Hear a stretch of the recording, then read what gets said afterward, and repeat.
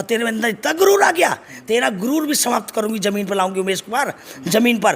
क्योंकि गुरूर हमारे लोगों को धमकाता है। अगर गाड़ी लग भी गई है, तू सायरन बजा रहा तो तू उनको धमकाएगा सड़क पर? तू विधायक है, किस बात का तुझे विधायक इन्हीं लोगों ने बना रखा है, इन्हीं लोगों ने। और आज उस चीज़ का पश्चाताप भी हो रहा है इन लोगों को ध्यान हटाने के लिए कि मेरी गाड़ी का एक्सीडेंट हो गया। अरे वहाँ हमारे तेरे खनन करने से तमाम लोग पिचक गए, लोग आधा धड़ रह गया। तेरी गाड़ी हल्की लग गई तो तू घमंड दिखा रहा है। तेरी विधायकी तो समाप्त मैं करने वाली हूँ।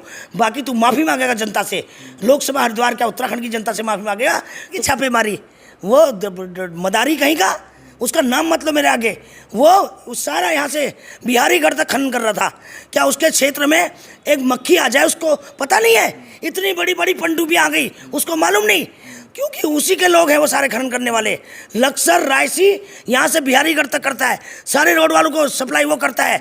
वो नाटक कर रहा है, वो उत्तराखंड की जनता को बेवकूफ़ बना रहा है। तेरा पर्दाफाश करूंगी। और धामी से भी कहना चाहती हूँ, धामी सारे अधिकारी बदल दे, सारे एक्शन बदल दे, सारे पुलिस के अधिकारी बदल दे, सारे एसडीएम बदल दे, क्योंकि सबको ये डरा धमका के काम कराते हैं। यहाँ पर सबको डरा धमका, ये अब नहीं होने दूंगी। उत्तराखंड की बेटी हूँ, जान दे दूंगी, मगर ऐसे ऐसे रक्त बीज को पनपने नहीं दूंगी। और इसको जेल कराऊंगी मैं, जेल 302 का मुकदमा दर्ज कराऊंगी। इसकी वजह से, इसके अवैध खनन से, मेरे उत्तराखंड के लोगों की, बच्चों की जाने गई हैं। ये जिम्मेदार है उमेश कुमार और हरीश, और धामी भी जिम्मेदार है इस बात का। कुछ लोग कहते हैं कि उमेश शर्मा जो है ब्लैकमेलर है या ब्लैकमेलिंग करता था, और जो है इस तरह के आरोप मतलब उन पे लगे। कुछ कहते क्या है? आप तो अभी छोटे बच्चे हो, तब पढ़ रहे होगे, पता नहीं है क्या हरीश रावत का स्टिंग इसने किया 2012 में, इसने निशंक का स्टिंग किया, इसने त्रिवेंद्र से बार्गेनिंग करता है, बार्गेनिंग। ये बड़े बड़े नेताओं से कोश्यारी ने क्यों उसका मुंह लगा रखा है? क्योंकि निशंक को की सरकार भाजपा के दुश्मन है। कोश्यारी ने इसको पाला, इस कोश्यारी ने पाला सबसे ज़्यादा, और उसके बाद पाला हरक रावत ने। ये सब हमारे उत्तराखंड के भाजपा कांग्रेस के नेताओं ने ये रक्त बीज को पाला है। उनका भी इलाज होगा, इनका भी इलाज होगा, सबका इलाज होगा। जिन्होंने इतना गंद इस उत्तराखंड में फैला रखा है, इसको पनपने दिया, और इसको आज मुझे पता है ना, इसको साफ करने में मुझे कितनी प्रॉब्लम हो रही है। मगर मैं उत्तराखंड की बेटी हूँ, ताकतवर हूँ। औरत की ताकत का पता नहीं है इसको। औरत जब चाहती है, रानी लक्ष्मीबाई ने दूसरे की सेना छीन कर युद्ध जीत लिया था, इसको मालूम नहीं। अभी तो मेरे पास सेना भी है, मेरा घर भी है, मैं अपने प्रदेश में हूँ, सब कुछ है। मगर ऐसे लोगों को बाहर का रास्ता जो हमारी मासूम जनता को बेवकूफ़ बना देगा, न सैनी देगा, न गुजर वोट देगा। इस बार भाजपा को सारी वोट, मुझे पता है ना, इस बार सारी वोट उत्तराखंड की जनता, उत्तराखंड की बेटी को देंगे। और मैंने तो कहा, मैं आपके माध्यम से बोल रही हूँ, जो लोग हैं, मैं तो भात मांग रही हूँ, भात। मुझे भात में नोट नहीं चाहिए, वोट चाहिए, वोट। और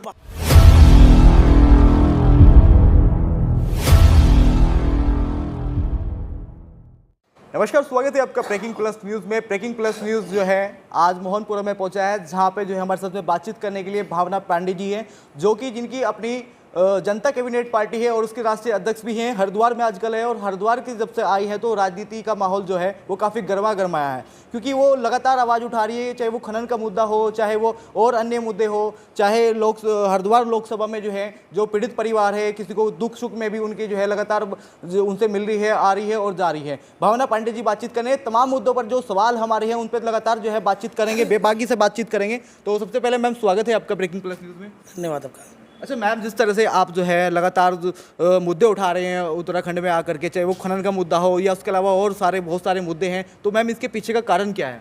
देखिए, कारण तो आपको पता है अच्छी तरह। मैं भी एक राज्य आंदोलनकारी हूँ, उत्तराखंड की बेटी हूँ, और मैं मात्र 16 साल की उम्र से संघर्ष करने निकल गई। पलायन हो गया गरीबी के कारण, और जिस तरह से मैं आज गांव-गांव जाती हूँ, जो स्थिति मेरे घर की थी वही स्थिति यार उन लोगों की है। तो मैं पलायन हुआ, मेरा 3-4 बार पलायन हुआ। काशीपुर हुआ, रामनगर, फिर दिल्ली। 90 में मैं दिल्ली पहुंच गई जब मात्र 19 से 20 साल की थी। उसके बाद मैंने आंदोलन में जुड़ी, 22 साल की उम्र में जुड़ी। उसके बाद 6 साल हमने आंदोलन किया। उसके बाद राज्य मिला। हम नौकरी मांगना है तो हमसे 5 लाख रुपये मांग ले, जैसे आजकल रेट है नौकरियों का। तो उसके बाद जब मैं 2018 में वापस मेरा रिवर्स पलायन हुआ कि चलो अपने स्टेट वापस जाना चाहिए, और प्रकाश पंत जो मंत्री जी स्वर्गवास हो गया, वो मुझे लेके आए। तो मैंने देखा कि तमाम उत्तराखंड के अंदर 2020 में कोरोना के बाद इतने आंदोलन, हर विभाग का आंदोलन, शिक्षा विभाग के 6 आंदोलन, शिक्षा विभागों में इन्होंने 6 नामकरण कर रखे हैं। शिक्षा मित्र, प्रेरक शिक्षक, पता नहीं कितने नामकरण एक विभाग के कि 2-2 हज़ार, 3-3 हज़ार, 5-5 हज़ार में तनख्वाह, ताकि इनको 17,000 तनख्वाह न देने पड़े टीचरों को। इसी तरह फार्मासिस्टों के 28 दिन मैंने आंदोलन किया और 21,000 फार्मासिस्ट की नौकरी नहीं निकली अभी तक, ओवर एज हो गई, लोगों ने कोर्स भी किया, पैसे भी दिए। इसी तरह नर्सिंग में, इसी तरह सहलेखाकार में, इसी तरह परिवहन में, इसी तरह पिटकुल में, सब या तो जो पैसा देता है उसको नौकरी देते हैं। जैसे पिटकुल में 102 लोगों की नौकरी फ्रीज कर दी तो उसके बाद हमने आंदोलन किया, एक लड़के ने अनशन भी किया तो इन्होंने फिर वो नौकरियों में रखे। और ऐसी परिवहन में विभाग खत्म हो गया था, उसके बाद दूसरे विभाग में उन्होंने एडजस्ट किया जब मैंने आंदोलन किया। और इन्होंने क्या कर रखा है, इतनी खराब जगह आपको आंदोलन के लिए जगह दे रखी है और वो बदबू आती वहाँ नाले के अंदर, बरसात में करंट लग गया बच्चों को। एक तो आप नौकरी नहीं देते, नौकरी बेचते, उसके बाद आप आंदोलन के लिए जगह भी नहीं देते। और उसके बाद मैंने गांधी पार्क पे आंदोलन 8 टेंट लगाए और 2021 में तमाम पुलिस ग्रेड पे वालों को इन्होंने अन्याय कर रखा है। और ऐसी इन्होंने पीआरडी जवान के साथ मैंने 28 दिन लगातार बैठी हूँ। मैं सब धामी को पता है, सब कैबिनेट मंत्री को पता है कि मैंने लगातार 8 महीने मैंने 4-4 चूल्हे, अभी भी देख लीजिए आप, मेरे पास 4-4 बड़े-बड़े चूल्हे हैं, हलवाई के बड़े-बड़े बर्तन हैं, मैं आपको भी दिखा सकती हूँ। और रजाई गद्दे टेंट हाउस बना दिए मैंने, क्योंकि इनके पास उत्तराखंड भवन तो है नहीं, तो पूरे उत्तराखंड से लोग आते हैं, लोग सड़कों पर सोए हैं। सड़कों पर मैंने 8-8 250 लोग सड़कों पर सुलाए हैं। तो नेताओं, इतने बेशर्म नेता, इनको सबक सिखाने आई हूँ मैं। और क्योंकि इसलिए ये लोकसभा मेरा बेटा है, उसको थोड़ा सा मेडिकल प्रॉब्लम है, वो देहरादून में है, इसलिए मैंने हरिद्वार सीट चुनी यहाँ पर। हरिद्वार सीट क्योंकि ये मेरा कार्य क्षेत्र रहा है। और क्या कहते हैं, ये चुनी जब मैंने देखा यहाँ पर लोग कहते हैं 5 साल 4.5 साल हो गए निशंक जी आए नहीं क्षेत्र में, हरीश रावत तब आते चुनाव से पहले, वो तो अभी मैं आ गई हूँ तब सारे नेता सड़कों पर घूम रहे हैं, वरना ये 3 महीने पहले आते हैं, 3 महीने पहले। तो अब मैं पूछूँ, अब इनकी हंसी उड़ा रहे लोग, हंसी उड़ा रहे कि भाई अब तक 3-3 महीने पहले इलेक्शन से पहले आते हैं और आज आ गए।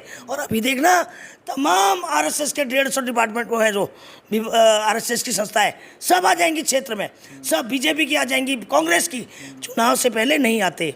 अभी आपने देखा होगा जो आपने मुद्दा उठाया, मैं धन्यवाद करूंगी और बहुत अच्छी बात है, आपने उस मुद्दे को बहुत हाईलाइट किया। और हम लोग भी वहाँ गए।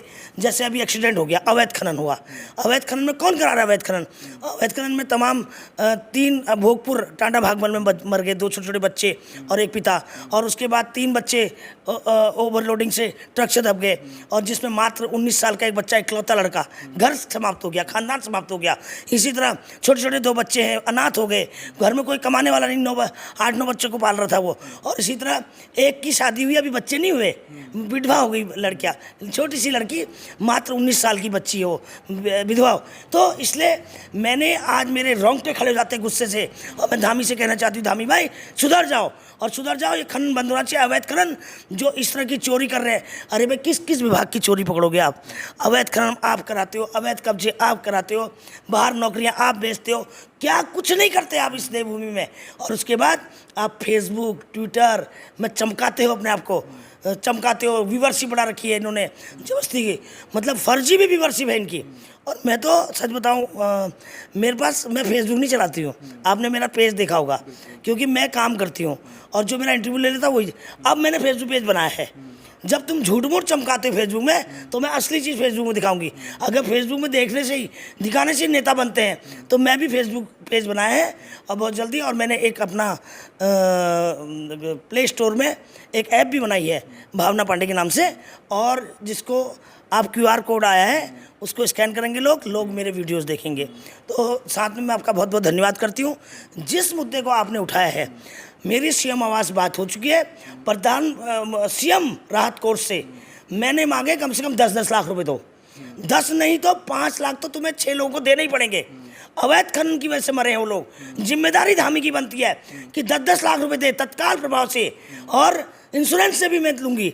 मैं गई हूँ, कल भी गई, उनके कागज़ लाई हूँ, और जिसके ट्रक से एक्सीडेंट हुआ, टीनू को मैंने बुलाया है, मैंने अपने कार्यालय में बुलाया, वो मुझसे मिल के गया, और उसका अपना पट्टा है वहाँ पर, और पट्टा भी बंद कर रखा है, और वो पट्टा किसका है वो भी मुझे पता है। मैं खुलासा अभी अगली बात पे करूँगी। और अभी बताना चाहती हूँ कि सरकार से, धामी भाई सुन लो, आप 10-10 लाख रुपए का चेक बना दीजिए, चेक बना दीजिए, नहीं तो अच्छा नहीं होगा। अच्छा मैम, आपने मतलब कि अभी बोला कि जो पीड़ित परिवार है जिनके लोगों की जो है मृत्यु हो गई उस घटना में, उसके बाद आपने मांग की है कि 10-10 लाख रुपए का मुआवजा उनको दिया जाए। बिल्कुल इसके सरकार देगी, हाँ। इसके अलावा आपकी क्या और भी मांग है कि उन लोगों को नौकरी दी जाए, या इसके अलावा कुछ और इस तरह की मांग आपने रखी है? देखो जैसे वो एक लड़की बिल्कुल अभी 2 साल पहले शादी हुई, उसको नौकरी देनी चाहिए डीएम कार्यालय में। और एक छोटे छोटे 2 अनाथ बच्चे हैं और उसके घर में 8-9 लोगों का गुजारा करता था, उसकी वाइफ को भी नौकरी देनी चाहिए। और एक परिवार में तो एक ही बेटा था, उनका तो कुछ रहा ही नहीं अब। उनके 2 बेटियां, उनके साथ तो बहुत ही दुर्भाग्य सभी के साथ हुआ। तो इस तरह मैं क्या चाहती हूँ कि इंश्योरेंस कंपनी से भी मैं 15 लाख का इनको क्लेम दिलाऊंगी और लगातार प्रयास में हूँ। और मैंने उससे कागज़ भी मंगा लिए, टीनू जिसका ट्रक था। और उसके बाद 15-15 लाख वकील से कह के मैं बात कर रही हूँ, वकील से कागज़ मैंने भेजे हैं। 15-15 लाख का तो इनको इंश्योरेंस क्लेम मिलेगा और 10-10 लाख रुपए मैं धामी से चाहती हूँ। और मैं कागज़ भेज रही हूँ, तो मुझे जोशी ने, और एक अनिल जोशी है, एक सीएम के यहाँ जोशी और है, और इन्होंने बताया कि आप डीएम के यहाँ से हमें रिपोर्ट भेज दीजिए। तो डीएम साहब के यहाँ मैं कल सुबह जाऊँगी और एप्लीकेशन बनाई है, तो डीएम साहब से रिपोर्ट लगवा के कि माली हालत इनकी ख़राब है और हालत ख़राब है। जरा मुख्यमंत्री को आना चाहिए ना, मुख्यमंत्री तो इधर उधर उद्घाटन करा, तेरे क्षेत्र में इतनी बड़ी घटनाएं हो गई है, आना चाहिए मुख्यमंत्री को, देखना चाहिए खुद अपनी आंखों से माली हालत। आप उमेश शर्मा जो है यहाँ पे, आपने उनकी लगातार आने के बाद में एक माहौल क्रिएट किया है कि जो है उनकी आपने लगातार पोल खोली है, जिस तरह से आपने बहुत सारी जो है उनकी पोल खोली है यहाँ की मीडिया के माध्यम से। तो मैम, उमेश कुमार शर्मा ने भी जो है वहाँ पे जाकर के जब ये घटनाक्रम उसके बाद वहाँ छापेमारी की, उसके संबंध में आप क्या? किस बात की छापेमारी? वो मदारी कहीं का, उसका नाम मतलब मेरे आगे। वो सारा यहाँ से बिहारीगढ़ तक खनन कर रहा था। क्या उसके क्षेत्र में एक मक्खी आ जाए उसको पता नहीं है? इतनी बड़ी बड़ी पनडुब्बी आ गई, उसको मालूम नहीं, क्योंकि उसी के लोग हैं वो सारे खनन करने वाले।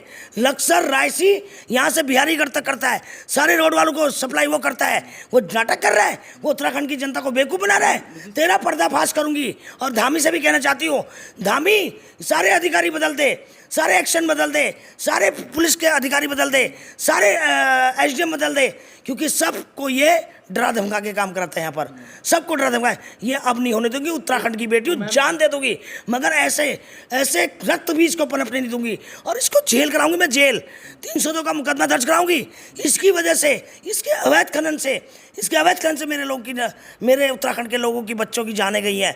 ये जिम्मेदार है उमेश कुमार और हरीश, और धामी भी जिम्मेदार है इस बात का। क्या लगता है मैम, जिस तरह से जाकर के वीडियो वहाँ पे बनाना और फिर वो एक तरह से प्रकाशित करना, क्या ये ड्रामेबाजी, उनके ढकोसलेबाजी है कुछ और? ड्रामेबाजी तो करता है। अभी कल परसों मुझे एक फ़ोन आया, सड़क बना के मैं सड़क बना दूंगा, ये कर दूंगा वो कर दूंगा।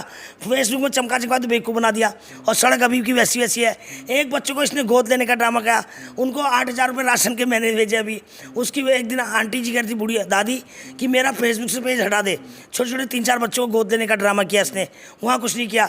ये तो फेसबुक से चमक गया, वो तो हमारी उत्तराखंड की जनता को बेवकूफ़ बनाया, मासूम जनता।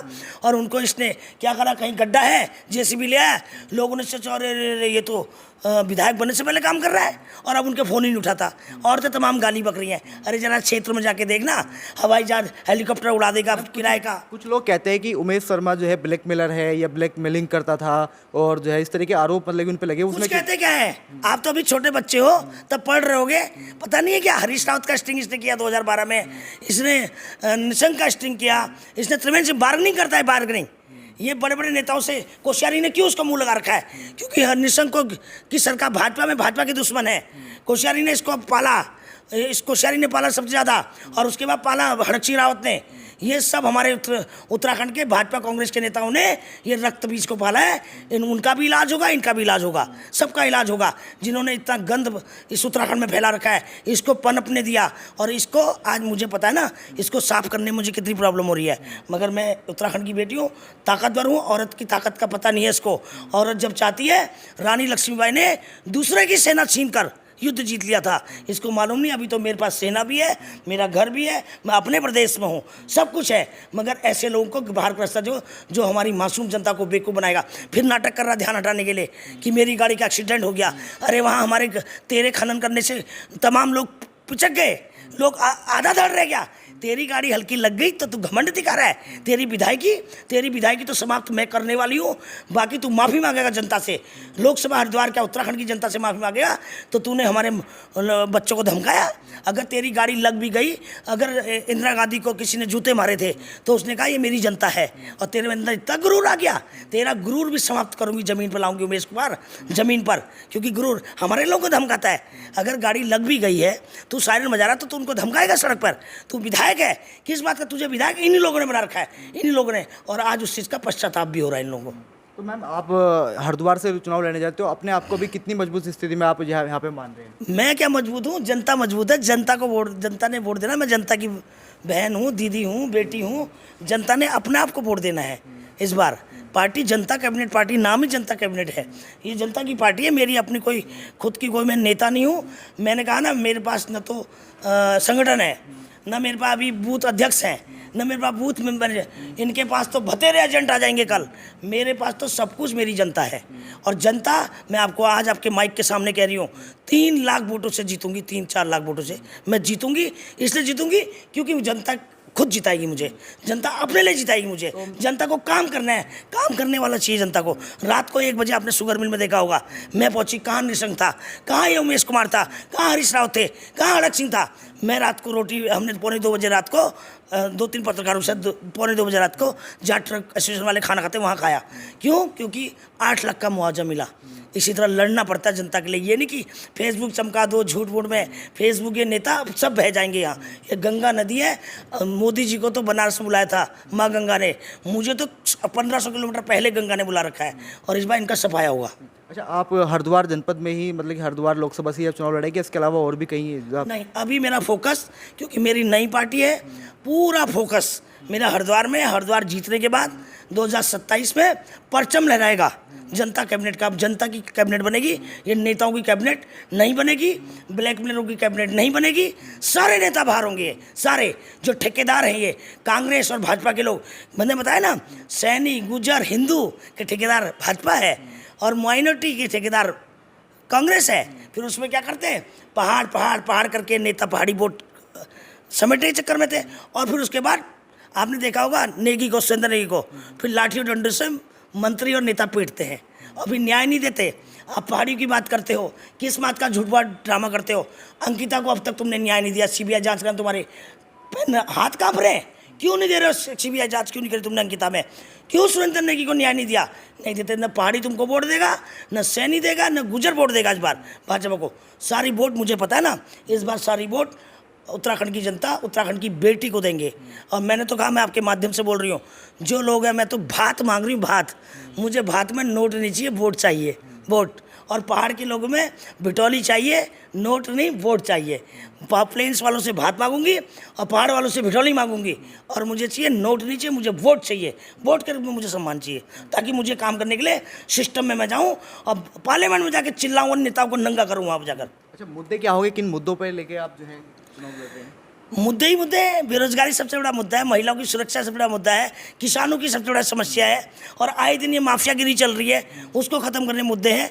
मुद्दे ही मुद्दे हैं। मुद्दे तो जितने यहाँ कैबिनेट मंत्री और मुख्यमंत्री नहीं, जितने नेता 400-500 उससे ज़्यादा मुद्दे हैं यहाँ पर। जितने झंडे उससे ज़्यादा मुद्दे हैं यहाँ पर। तो भावना पांडे जी हमारे साथ में थी, जो कि हरिद्वार लोकसभा से जो है चुनाव की तैयारी में भी है। बड़ी बेबाकी से इन्होंने बात रखी। कैमरा पर्सन दिव्या गुप्ता के साथ में मोनू सैनी, उत्तराखंड, उत्तर प्रदेश।